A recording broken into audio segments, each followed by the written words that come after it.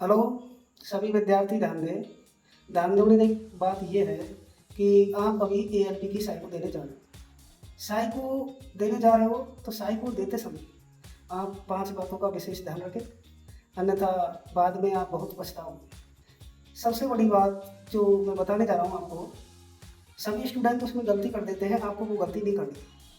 पहली बात, सबसे बड़ी बात यह है कि टाइम का आपको विशेष ध्यान रखना है। जो चैप्टर आएगा उसका टाइम विशेष ध्यान रखना है।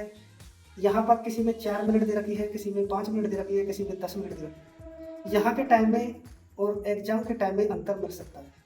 कोई फिक्स नहीं है कि यहाँ पर आपको नीट का टाइम 10 मिनट दे रखा है तो वहाँ भी 10 मिनट मिल जाए। घनपासे का टाइम आपको 10 मिनट दे रखा है तो 10 मिनट मिल जाए। अपने टेबल का टाइम यहाँ पर आपको 10 मिनट दे रखा है तो वहाँ पर भी 10 मिनट मिल जाए।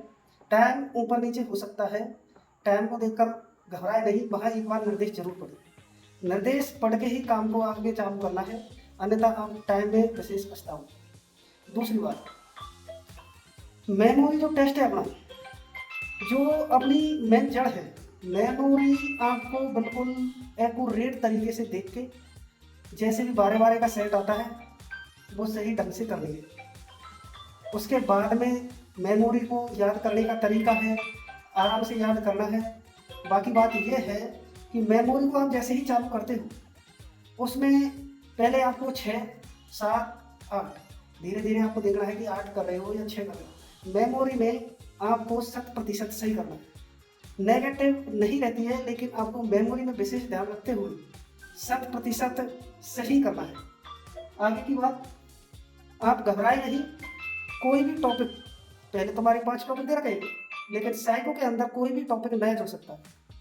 नया जुड़ता है तो उसको देखकर घबराए नहीं, उसके निर्देश को पढ़े, और जो भी टॉपिक है वो वहाँ पर आपको देखने को मिलेगा और उसके निर्देश अनुसार उस टॉपिक को हल करना है। अभी तक जब भी साइको हुई है एएलपी की, जो असिस्टेंट लोको पायलट है, उसमें हर बार एक नया टॉपिक जुड़ा है। इसमें अधिकतर विद्यार्थी फेल हो जाते हैं। आपको घबराने की जरूरत नहीं है, वहाँ पर उस टॉपिक को देखना है, उसके निर्देशों को पढ़ना है, उसके बाद में ही उस टॉपिक को करना है। जहाँ तक संभावना 90% ऐसी होती है कि नया टॉपिक जुड़ सकता है, तो उसके निर्देशों को पढ़ के हल करना है। अगली बात है कि टी स्कोर, जो साइको में है, जो मेन बात वो टी स्कोर की है। उदाहरण के लिए आपको 42% क्वालिफाई करना है, लेकिन सभी स्टूडेंटों ने जिन्होंने साइको दी है, उन्होंने सभी ने 50 प्लस साइको कर दी है। तो जो प्लस में रहेगा, जो टी स्कोर औसत अनुपात बनेगा, उसी के हिसाब से आपको उसमें चयन किया जाएगा। और जो टी स्कोर है वो साइको में, इसका विशेष ध्यान रखना है। अधिकतम आपको प्रश्न को हल करना है, नेगेटिव नहीं करने की कोशिश करनी है वैसे तो, लेकिन जो करेक्ट क्वेश्चन आपके हो रहे हैं उन्हीं को टच करें। बाकी का बाद में आप देख सकते हो, टाइम मिले तो कर लेगा, लेकिन पहले सही क्वेश्चन को हल करें। लास्ट में जो एक सबसे बड़ा मुद्दा है साइको के अंदर ये चल रहा है, कोई टीचर बताता है कि नेगेटिव होती है, कोई टीचर बताता है नेगेटिव नहीं होती। लेकिन इसमें विशेष बात यह है, नेगेटिव तो नहीं होती है, लेकिन जिन क्वेश्चनों में अपन नेगेटिव करते हैं उनसे टी स्कोर पर फर्क पड़ता है या नहीं पड़ता है। बात यह है कि आपको 90% क्वेश्चन एक्यूरेट करने हैं, गलती की गुंजाइश नहीं करनी है। साइको का मतलब है कि गलती होते ही आप फेल हो जाओगे, लेकिन बहुत सारे टीचर बता रहे हैं कि आप गलती कर सकते हो, सभी को भर सकते हो, नेगेटिव नहीं है, ऐसा नहीं करना है। आपको पता है कि आप एक होनहार एएलपी मतलब लोको पायलट बनने के लिए जा रहे हो। गलती करने से ट्रेन का एक्सीडेंट हो सकता है, एक छोटी सी गलती से ट्रेन का एक्सीडेंट हो सकता है, तो आप मेमोरी में गलत कैसे कर सकते हो? ये सब बात गलत है। आपको बिल्कुल एक्यूरेट जो आप पे आ रहा है वही करना है।